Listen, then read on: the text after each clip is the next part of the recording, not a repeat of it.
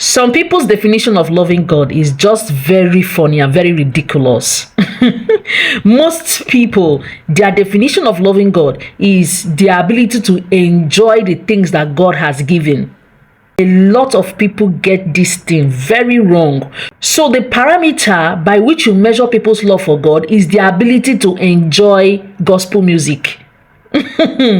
So I watched a video where the content creator, or whoever it was, I don't want to call names, was busy enjoying the song, singing, gospel song, Okay, sometimes people cry, but this time around, they were not crying. But even if they cried, okay, while enjoying gospel song, then somebody in the comment section was like, oh, I love the way you love God. No, darling, no, you are getting it all wrong.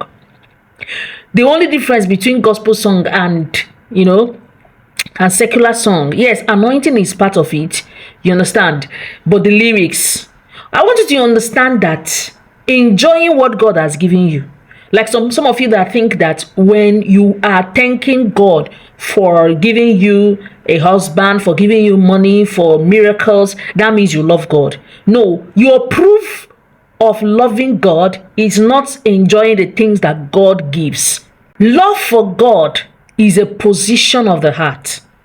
Now, some people might say it is how much you give. The truth is that even giving is not a test of love. However, there is no love without giving, but there can be giving without love. I want you to go to 1 Corinthians 13 and read it, digest it, meditate on it, understand what it means to love. The proof of love for God is that God is your priority. Even in giving, you are not giving to receive. The person you are giving to and your satisfaction is that you have made God your priority. See, the proof of love for God is how much you have died to self.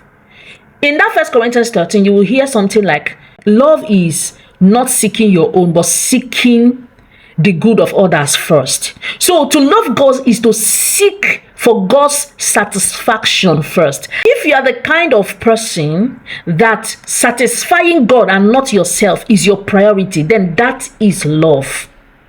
If you are the kind of person you can let go, not because you want to receive back, or like those of you that pay tithes in order for God to now bless you. No. Those of you that do it, you do it for God just because you so much. Have you loved? Some of you have not truly loved. What you have been doing is selfishness. Like you have not really truly loved somebody that you place that person needs above yours. That's why I keep saying a man that does not know God and does not love God cannot love you, because he has not known selflessness. Loving God is not leading in worship. Those people that lead in worship and they cry while leading in worship, and then they shake everywhere because they have the anointing and the gifting. You are operating based on God's gifting to you. That is not a testament. That is not a parameter for measuring if you love God. Does God have the first place in your heart above you yourself? It's not maybe after you, God. And this thing I'm saying, you need a spiritual mindset. You need to be spiritually mature to understand it. Do you understand? Does God take the preeminence in your heart? Is God the reason you do what you do? Are your desires centered around God more than yourself? May God help us to understand. Go and read 1 Corinthians 13.